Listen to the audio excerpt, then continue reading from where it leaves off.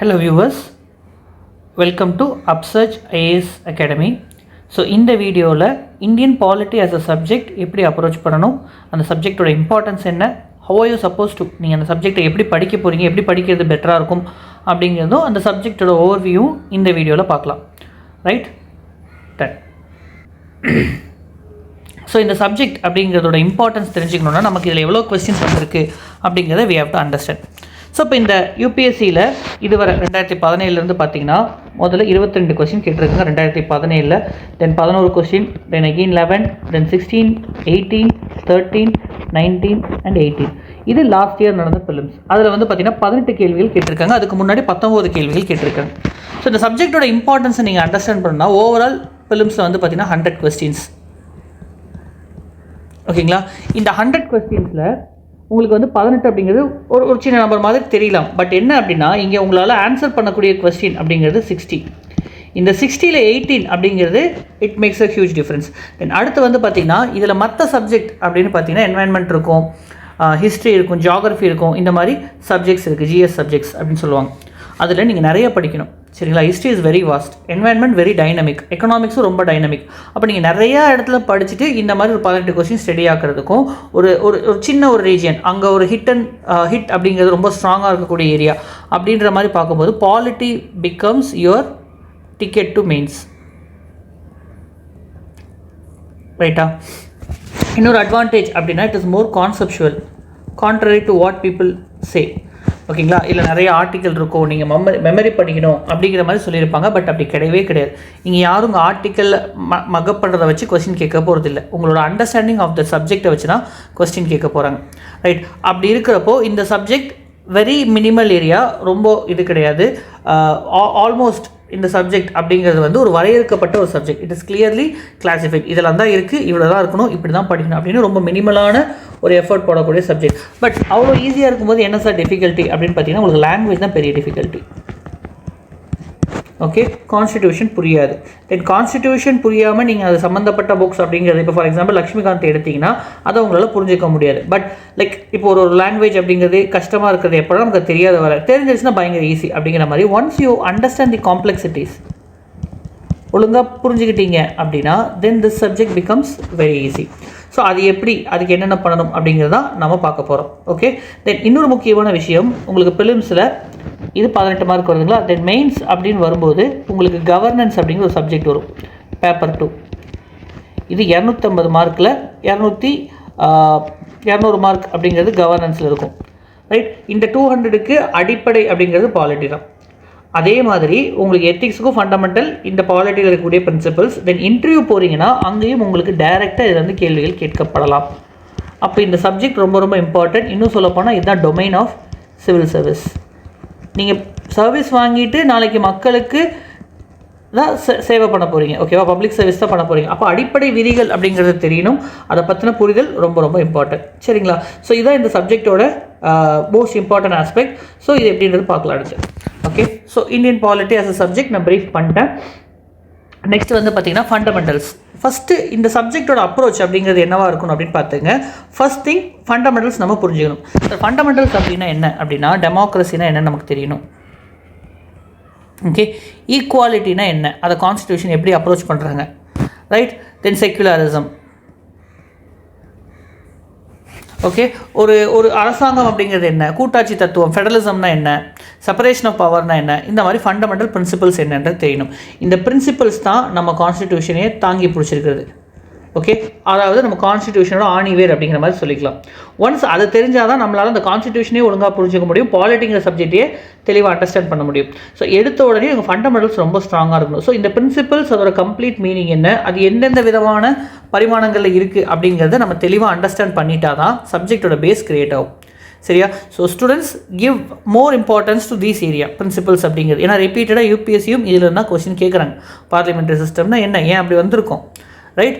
டெமோக்ரஸினா என்ன, லிபர்ட்டினா என்ன, ஓகேங்களா, ஈக்குவாலிட்டினா என்ன, இந்த மாதிரி விஷயங்களை ரொம்ப தெளிவாக தெரிஞ்சு வச்சுக்கணும். வெறும் வெர்பட்டிமா டெமோக்ரஸினா ஜனநாயகம் அப்படின்ற மாதிரி போயிடக்கூடாது. அதோட பரிமாணங்கள் என்ன, அது என்னென்னலாம் அதோட மீனிங்கை கன்வே பண்ணுது அப்படிங்கிறது எல்லாமே நம்ம கண்டிப்பாக தெரிஞ்சுக்கணும். சரிங்களா? ஸோ இது ஃபஸ்ட்டு எடுத்த உடனே நீங்கள் இதை படிச்சுக்கணும்.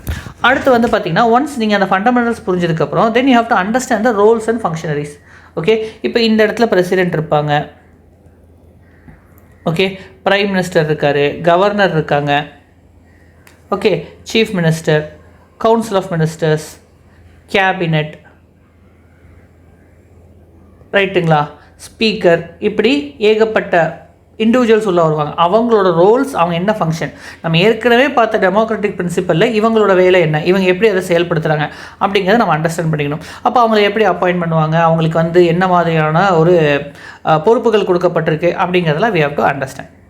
அடுத்து ஒன்ஸ் அது முடிஞ்சதுக்கப்புறம் next you have to go for institution. இப்போ பார்லிமெண்ட் இருக்குது, பார்லிமெண்ட்டுக்கு என்ன அதிகாரம் கொடுக்கப்பட்டிருக்கு, ஸ்டேட் லெஜிஸ்லேட்டிவ் அசம்பிளி அவங்க யார், என்ன அதிகாரம், தென் கான்ஸ்டிடியூஷனல் பாடிஸ், நான் கான்ஸ்டிடியூஷனல் பாடிஸ், லோக்கல் பாடிஸ், இப்படி நிர்வாக அமைப்பு அப்படின்னு வரும்போது அந்த இடத்துல இன்ஸ்டிடியூஷன்ஸ் என்னென்னலாம் இருக்காங்க அப்படிங்கிறத we have to understand. அந்த இன்ஸ்டிடியூஷன் அவங்களுக்கு பவர் என்ன, அவங்கள எப்படி அந்த இடத்துல இருக்கக்கூடிய இண்டிவிஜுவல்ஸ், அதாவது அந்த வேக்கன்சி அப்படிங்கிறது ஃபில் ஆகுது, லைக் எப்போ எத்தனை வருஷத்துக்கு ஒரு எலெக்ஷன் நடக்குது, எப்படி அந்த எலெக்ஷன் நடக்குது, இது எல்லாத்தையுமே you have to understand. Once இந்த இன்ஸ்டிடியூஷன்ஸ் இதெல்லாம் அண்டர்ஸ்டாண்ட் பண்ணிட்டீங்கன்னா then last part will be updation of current affairs.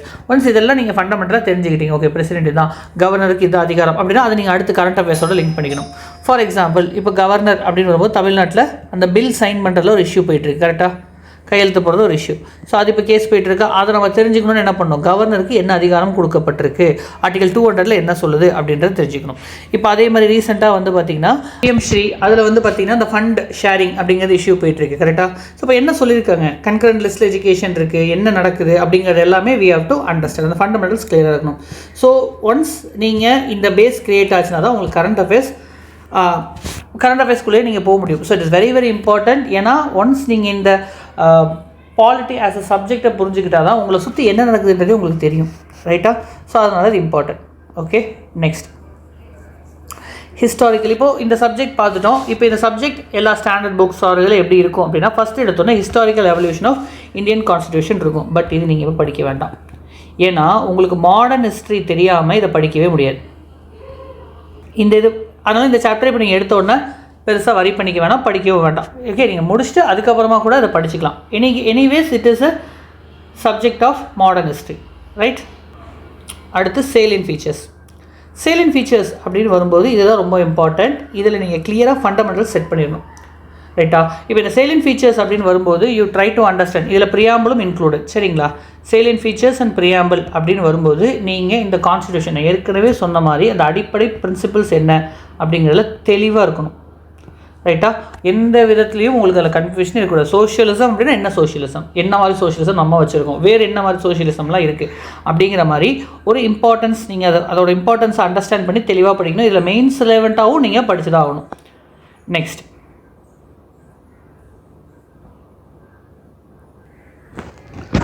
அடுத்து ஃபண்டமெண்டல்ஸ் ஆஃப் கான்ஸ்டிடியூஷன்.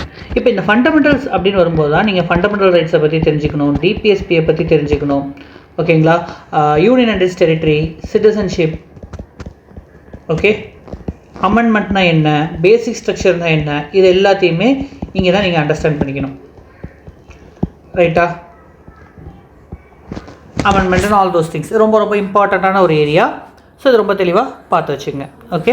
ஸோ இதுக்கு தான் நீங்கள் அதிகமான டைம் ஸ்பெண்ட் பண்ணி ஆகணும். Because this forms your core. இந்த சப்ஜெக்டோட கோர் இது தான், ஓகேங்களா? அடுத்து ஸோ ஒன்ஸ் ஃபண்டமெண்டல்ஸ் முடிஞ்சிருச்சு அப்படின்னா next you are going to study about executives, சரிங்களா? எக்ஸிக்யூட்டிவ்ஸ் படிக்கிறதுல என்ன ட்ரிக்னா ஃபஸ்ட்டு பிரசிடென்ட் நல்லா தெளிவாக படிச்சுக்கணும். தென் பிரசிடென்ட் கம்பேர் பண்ணி நீங்கள் வந்து வைஸ் பிரசிடென்ட் அண்ட் கவர்னரை படிச்சுக்கணும். ஸோ தட் இது கவர் ஆகிடும், ரைட்டா? இப்போ எடுத்த உடனே நீங்கள் வந்து கவுன்சில் ஆஃப் மினிஸ்டர்ஸ், பிரைம் மினிஸ்டரை பற்றி படிக்கிறீங்க. பிகாஸ் உங்களுக்கு இன்னும் பார்லிமெண்ட் தெரியாது. அப்போ அவங்கள பற்றி படிக்கிறதுல பெருசாக அர்த்தம் இருக்காது. ஸோ பிரசிடென்ட் இவங்கள மட்டும் ரொம்ப தெளிவாக படித்து வச்சுக்கணும், சரிங்களா? Comparison paste. தென் இதை அப்படியே கோரிலேட் பண்ணி கவர்னர் அப்படிங்கிற மாதிரி படித்து வச்சுங்க, ஓகே? நெக்ஸ்ட் இது முடிஞ்சதுக்கப்புறம் you have union and state legislature. இது ரொம்ப ரொம்ப இம்பார்ட்டண்ட்டான ஏரியா, ஓகே, இதில் பார்லிமெண்ட் ரொம்ப அதிகமான டைம் கொடுத்து பார்லிமெண்ட்டை ரொம்ப தெளிவாக படிச்சிங்க. அண்ட் ஸ்டேட் லெஜிஸ்லேட்டிவ் அசம்பிளி படிச்சிங்கன்னா உங்களுக்கு என்ன தெரியும்னா, பார்லிமெண்ட்டில் இருக்கக்கூடிய அதே டெக்ஸ்ட்டை தான் காப்பி பண்ணி பேஸ்ட் பண்ண மாதிரி இருக்கும்.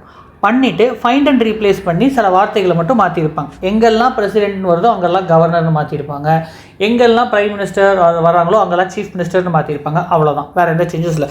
ஒரே ஒரு சேஞ்ச் என்ன அப்படின்னா, இங்கே ஸ்டேட் லெஜிஸ்லேட்டிவ் கவுன்சில் வரும், சின்ன சின்ன சேஞ்சஸ் வரும். அங்கே ராஜ்யசபாவோட ரோல் இருக்கிற மாதிரி இங்கே உங்களுக்கு பெரிய ரோல் இருக்காது. அந்த சின்ன சின்ன மாடிஃபிகேஷன் மட்டும்தான் இருக்கும். மற்றபடி நீங்கள் இதில் ரொம்ப இம்பார்ட்டன்ட் பார்லிமெண்ட் தெளிவாக படித்து வச்சுக்கிறது. ரைட், இதுக்கு கீழே தான் நீங்கள் யாரை பற்றி படிக்கணும்னா prime minister, council of ministers படிக்கணும். ஏன்னா அப்போ தான் அவங்க ரோலோட நீங்கள் கனெக்ட் ஆக முடியும். ரைட்டா, ஸ்பீக்கர், இவங்க எல்லாத்தையுமே இந்த டைமென்ஷன்ஸ்குள்ளே கவர் பண்ணிவிடுங்க. Okay, union and state legislature. Then union and state legislature படித்ததுமே you study about centre state relation. Because இப்போ உங்களுக்கு தெரிஞ்சிருச்சு ஸ்டேட் கவர்மெண்ட் இருக்குது, பிரசிடென்ட் இருக்காங்க அப்படின்றப்போ சென்டர் ஸ்டேட் ரிலேஷனை நீங்கள் அண்டர்ஸ்டாண்ட் பண்ணிக்கலாம். ரைட்டா, that is how you have to approach this area. அடுத்து ஜுடிஷியரி அப்படின்னு வரும்போது இங்கே சுப்ரீம் கோர்ட், அதே லாஜிக் தான். சுப்ரீம் கோர்ட் நல்லா படிங்க, அதை பேஸ் பண்ணி ஹை கோர்ட்டை கம்பேரிசனில் படிச்சு வச்சுங்க. தென் லோவர் கோர்ட்ஸ். ஓகே, இதில் ரொம்ப முக்கியமாக தெரிஞ்சு வச்சுக்க வேண்டியது என்னென்னா, இதில் ஸ்டாண்டர்ட் புக்ஸில் என்ன கொடுத்துருக்காங்களோ அதை மட்டும் படிங்க. ஓகே, ரொம்ப கேஸ் லாஸ், அந்த கேஸ்குள்ளார என்ன ஏது நிர்வாக ரீதியாக அட்மினிஸ்ட்ரேஷன் அதுக்குள்ளெல்லாம் போகவே வேண்டாம். அது நம்ம டொமைனே கிடையாது. நமக்கு சுப்ரீம் கோர்ட் கான்ஸ்டிடியூஷன் எப்படி கொடுத்துருக்காங்க, அதோட அமைப்பு எப்படி இருக்குது, ரைட், ஜட்ஜஸ் அப்படின்றப்ப ஜட்ஜஸோட அப்பாயின்மெண்ட் என்ன, இந்த மாதிரி ஃபண்டமெண்டல்ஸ் மட்டும் தெரிஞ்சு வச்சுட்டா போதும். Okay, so that is how you approach this subject. ஓகேவா, அதே மாதிரி லோவர் கோர்ட்ஸ் ரொம்ப மினிமலாக தெரிஞ்சுக்கிட்டால் போதும். Next you have local bodies. Local bodies பொறுத்தவரை உங்களுக்கு ரூரல், அர்பன் அப்படின்னு ரெண்டு பிரிச்சிருப்பாங்க. ஓகே, இந்த ரூரல் அப்படிங்கிறதுல தெர் இஸ் ஃபஸ்ட்டு ஃபண்டமெண்டலாக அதோட ஃபார்மேஷன் பார்த்து வச்சுங்க. நிறைய கமிட்டிஸ் கொடுத்துருப்பாங்க, அது நீங்கள் படிக்க வேண்டாம், நாட் தட் இம்பார்ட்டன்ட். ரொம்ப அதுக்கு சிரமம் எடுக்க வேண்டாம், ஞாபகம் வச்சுக்கவும் முடியாது. ரூரல் அப்படின்னு வரும்போது இங்கே உங்களுக்கு வந்து கம்பல்சரி ப்ரொவிஷன்ஸ் இருக்கும், வாலண்டரி ப்ரொவிஷன்ஸ் இருக்கும். சரிங்களா, ஃபஸ்ட்டு அந்த 73rd அமெண்ட்மெண்ட் ஆக்ட் அதை நல்லா படிச்சுங்க, அதோட ப்ரொவிஷன்ஸ். தென் அதில் எதெல்லாம் கம்பல்சரியாக இருக்கும், எதெல்லாம் வாலண்டரியாக இருக்குன்றதை அனலைஸ் பண்ணிங்க.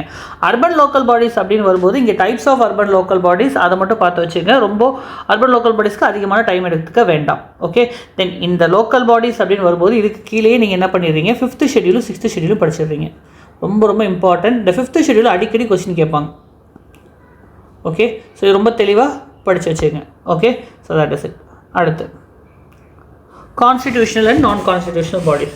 இதில் உங்களுக்கு நிறைய பாடிஸ் இருக்கும். ஒரு டேப்லர் காலம் மாதிரி போட்டு கம்பேர் பண்ணி படிச்சு வச்சுங்க, அப்பாயின்மெண்ட் அது இதுன்னு. ஓகே, இது மட்டும் கொஞ்சம் நீங்கள் அதிகமாக மனப்பாடம் பண்ணுற மாதிரி இருக்கும், நுவான்சஸ் இருக்கும். ரைட்டா, ஸோ அது again and again repetition or revision அப்படிங்கிறத வச்சு தான் நீங்கள் இதை கவர் பண்ண முடியும். இப்போ நான் சொன்னது போக உங்களுக்கு மிஸ்லேனியஸ் இருக்கும். அதில் தான் வந்து பார்த்திங்கன்னா உங்களுக்கு அந்த எமர்ஜென்சி, ஓகே, யூனியன் டெரிட்டரிஸ் இதெல்லாமே வரும். ஓகே, இப்போ நான் அதே மாதிரி சென்டர் ஸ்டேட் ரிலேஷன் ஏற்கனவே நான் சொல்லியிருந்தேன், பட் இன்னும் கொஞ்சம் தெளிவாக இங்கே படித்து வச்சுங்க. ஓகே, இதுதான் சிலபஸோட கோர். இதை மட்டும் நீங்கள் நல்லா படித்தா போதும். புக்கு பெருசாக இருக்கும், நிறைய விஷயங்கள் எக்ஸ்ட்ரா சொல்லியிருப்பாங்க, ஆர்பி அது இது நிறைய இருக்கும். நீங்கள் அது எல்லாத்தையுமே உட்காந்து மனப்பாடம் பண்ணணும்னு அவசியம் கிடையாது, அது படிக்கணும்னு அவசியம் கிடையாது. அதனால் கரண்ட் அஃபேர்ஸ் வரும்போது ஆட்டோமேட்டிக்காக நீங்கள் அப்டேட் ஆக வேண்டிய ஏரியாஸ். ஓகே, இப்போ ஃபார் எக்ஸாம்பிள் எலெக்ஷன் வருதுன்னா அப்போ ரிட்டர்னிங் ஆஃபீஸர் யார், எலெக்ஷனுக்கு ஆர்பி என்ன, அந்த ஆக்டில் என்ன சொல்லியிருக்காங்க. ஓகே, அந்த மாதிரி பேசிக்கான விஷயங்கள் தான் நீங்கள் தெரிஞ்சு வச்சுக்கணும். ஓகேங்களா, ஸோ ரொம்ப இந்த கோரை முடிக்காமல் வேறு போகாதீங்க. Right, then when it comes to polity as a subject, நீங்கள் ஃபஸ்ட்டு படிக்க வேண்டியது ஃபண்டமெண்டல்ஸ். நான் சொல்லியிருந்தேன் இல்லையா, அந்த ஃபண்டமெண்டல்ஸ் தெளிவாயிடணும். ஃபண்டமெண்டல் பிரின்சிபல்ஸ் தயாராகிடணும். ஓகே, அதில் தான் இந்த ப்ரீஆம்பிள் அதெல்லாம் இருக்கும். அடுத்து ஃபண்டமெண்டல் ரைட்ஸ் நல்லா படிச்சு வச்சுங்க. ஃபண்டமெண்டல் ரைட்ஸ், டிபிஎஸ்பி இது ரெண்டும் நல்லா படிச்சிங்க. யூபிஎஸ்சியோட ஃபேவரட் ஏரியா. முடிஞ்சதும் நேராக பிரசிடென்ட்லேருந்து parliament, judiciary, centre state relation, அதோடு சேர்ந்து எமர்ஜென்சி, ஃபெடரலிசம்னு வச்சுக்கலாமா. ஃபெடரலிசம் நல்லா படிச்சு வச்சுங்க. ஓகே, இதெல்லாம் தெளிவாக படிச்சிட்டிங்கனாலே உங்களுக்கு இந்த சப்ஜெக்டோட பேஸ் தெளிவாக வந்துடும். இதை பேஸ் பண்ணி தான் மற்றதெல்லாம் இருக்கும். நீங்கள் அதை இமேஜின் பண்ணி கூட ஆன்சர் பண்ணிக்கலாம். ரைட்டா, இதுதான் ரொம்ப ரொம்ப important core area of polity. சரிங்களா, ஸோ என்ன சோர்ஸ் அப்படின்னு பார்த்தீங்கன்னா என்சிஆர்டியில் எல்லாத்தையுமே படிக்காதீங்க. உங்களுக்கு வந்து பொலிட்டிக்கல் தியரி அந்த புக்கு, அதுக்கடுத்து வந்து பார்த்திங்கன்னா இந்தியன் கான்ஸ்டியூஷன் நெட்வொர்க், இந்த 2 புக்கும் ரொம்ப ரொம்ப இம்பார்ட்டன்ட். இதுதான் உங்களோட base. Before you get into bigger books or பெரிய புக்ஸ் அப்படிங்கிறதுக்கு போகிறதுக்கு முன்னாடி இது 2 நல்லா படிச்சு வச்சுக்க. இது ரொம்ப எளிமையாக தான் இருக்கும். இதில் நீங்கள் மனப்பாடம் பண்ணுறதுக்கும் எதுவும் கிடையாது. ஜஸ்ட் புரிஞ்சிக்க மட்டும் ட்ரை பண்ணுங்கள். ஓகே, ஒன்ஸ் அது முடிஞ்சிருச்சு அப்படின்னா then you go for Laxmikanth. இது ஸ்டாண்டர்ட் புக். ஓகேங்களா, இதில் எல்லா சாப்டரையும் படிக்காதீங்க. இப்போ நான் சொன்ன சாப்டர்லாம் இருக்குது பார்த்தீங்களா, அதை மட்டும் இம்பார்ட்டன்ஸ் கொடுத்து படிங்க. ரைட், பாக்கி இருக்கிற ஏரியாஸ் எல்லாம் நீங்கள் அவ்வளோ கொடுத்து டைம் எடுத்து படிக்கிறதுக்கு ரிட்டர்ன்ஸும் பெருசாக இருக்காது. சரி, இதெல்லாம் முடிச்சுட்டு then you can go for those area. Further சப்ளிமெண்ட்டுக்கு you can avail whatever sources you what அடிஷ்னலாக. சரியா, அதில் எந்த தடையும் கிடையாது. படிக்கிறதுல லிமிட்டடாக இருக்கணும்னு அவசியம் கிடையாது. நாலேஜ் கெயின் பண்ண பாருங்கள், பட் பி ஸ்மார்ட். ஓகே, ஏன்னா இந்த சப்ஜெக்டை பொறுத்தவரை இட் இஸ் ஒரு பக்கம் பார்த்தீங்கன்னா பாலிட்டி, அப்படியே கொஞ்சம் விட்டுட்டு போனால் லா அப்படின்ற மாதிரி போய்டும். நம்ம இந்த ஏரியாக்குள்ளேயே இந்த டொமைனுக்குள்ளேயே நம்மளும் மாட்டிகிட்டு இருக்கோம், யூபிஎஸ்சியும் மாட்டிகிட்டு இருக்கு. இதை தாண்டி வெளியே போய் அந்த கேஸ் லாஸ் ஒரு லாயர் அளவுக்கு நம்ம தெரிஞ்சுக்கணும்னு அவசியம் கிடையாது. ரைட்டா, இந்த பாலிட்டியோட application base is called as governance. அது உங்களுக்கு மெயின்ஸ் ஏரியா. ஸோ மெயின்ஸையும் நீங்கள் பிரித்து பார்க்க தெரியணும், பிலிம்ஸுக்கான போர்ஷனையும் பிரித்து பார்க்க தெரியணும். இதெல்லாம் லா ரொம்ப தூரமாக போயிட்டு இருக்கு, ரொம்ப நம்ம வெளியே போயிட்டோம் அப்படிங்கிறதும் உங்களுக்கு தெரியணும். அந்த அண்டர்ஸ்டாண்டிங் ரொம்ப ரொம்ப important with regard to this subject. Okay, last.